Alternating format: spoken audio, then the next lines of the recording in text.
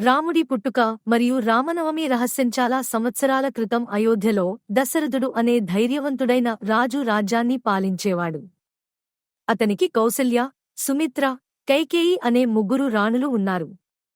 కాని చాలా కాలం పిల్లలు లేక నా తర్వాత రాజ్యాన్ని ఎవరు చూస్తారు అని దశరథుడు బాధపడేవాడు. ఒకరోజు గురువు వశిష్ఠుడు, పుత్రకామేష్టి యాగం చెయ్యి, దేవతలు నీ కోరిక తీరుస్తారు అన్నాడు. దశరథుడు ఋషులతో కలిసి యాగం చేశాడు.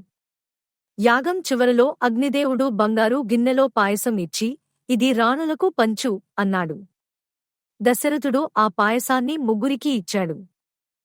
కొన్ని నెలల తర్వాత చైత్ర శుద్ధ నవమి రోజున కౌసల్యకు రాముడు, కైకేయికి భరతుడు, సుమిత్రకు లక్ష్మణుడు, శత్రుఘ్నుడు పుట్టారు.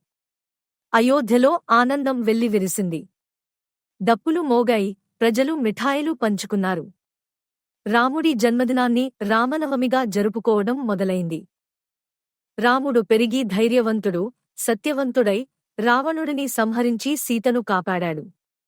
అందుకే రామనవమిని ప్రతి ఏటా పూజలతో, కథలతో జరుపుకుంటారు.